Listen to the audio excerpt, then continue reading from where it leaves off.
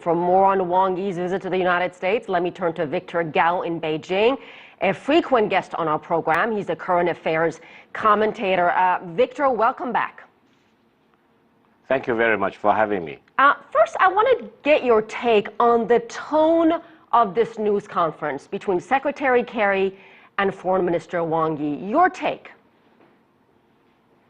First of all, Foreign Minister Wang Yi's visit to the United States and his meetings with the high officials in Washington is a very important event in China-U.S. relations, especially against a very difficult and complicated background situation, not only on the Korean Peninsula, but also in the South China Sea. Secondly, I think it's very encouraging that both Foreign Minister Wang Yi and Secretary of State John Kerry have identified the common areas where China and the United States need to be fully engaged with and respect. On the other hand, I think it's also apparent that there are major differences between the two countries, not only in how the international community, especially China and the United States, need to deal with DPRK for its violation on the front of the nuclear weapons explosion as well as testing of the long-range launch missile, but also as to how the Chinese sovereignty and territorial integrity in the South China Sea should be respected, and the United States should back down from more provocations in the South China Sea. So I think this is the background, very complicated, and China and the United States, despite of all the differences, still need to respect each other and deal with each other as equals, because otherwise there are major international issues in the world, including the nuclearization by DPRK, which will remain very difficult, if not almost impossible to be resolved, if China and the United States cannot get onto the same page so let me on ask these you, major issues. Clearly, there are a lot of areas of cooperation, and both foreign ministers mentioned Syria, Iran, climate change. Are they getting closer to being on the same page on DPRK's nuclear program? Would Beijing support tougher sanctions at the United Nations?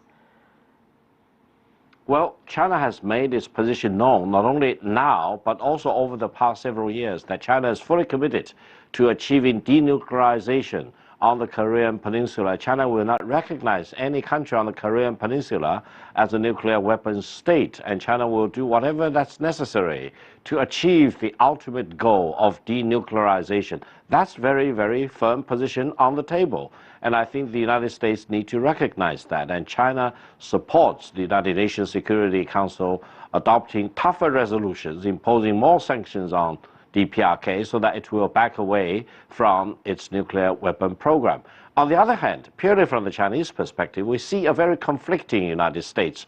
On this DPRK issue, the United States need China's full cooperation, because otherwise the nuclearization problem on the Korean Peninsula will remain very difficult to be resolved. On the other hand, China sees a more and more provocative United States on the South China Sea, sending its military planes, military naval ships, etc., not only to areas very close to the Chinese-controlled islands and atolls, for example, reefs, but also sailing within the 12-mile territorial waters of the Chinese islands. And this is really considered from the Chinese side as pure provocation and disrespect for China, violation of the Chinese sovereignty and territorial integrity. Victor, so it seems that the United States wants to have the cheese and have the cake and eat it at the same time. So let me ask you more about South China Sea. You know, China says this is an issue of territorial integrity.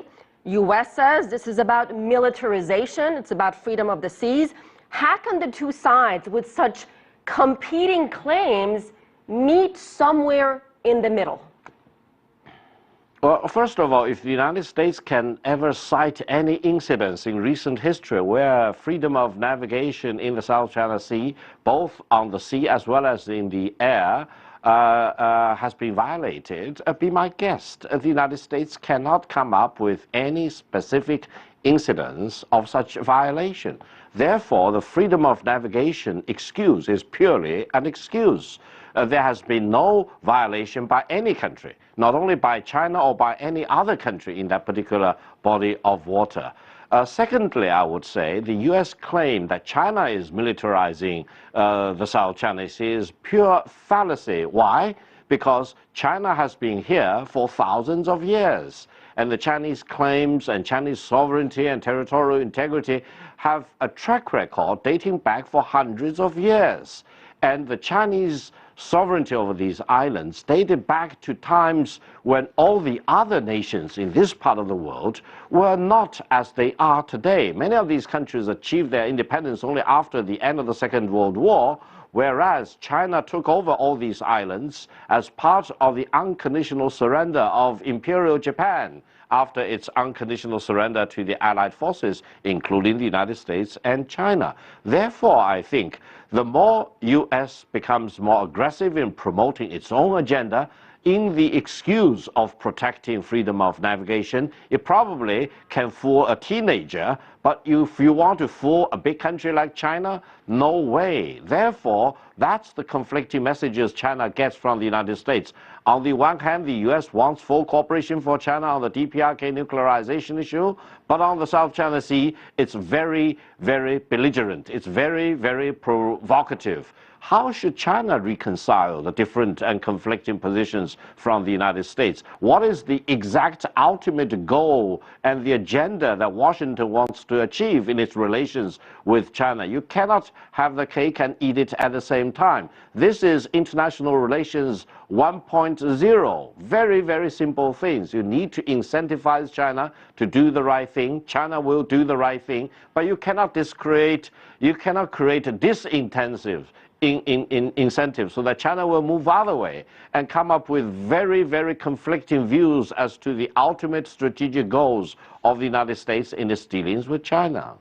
All right, we'll leave it at that. Victor Gao joining us live from Beijing. Thank you, Victor.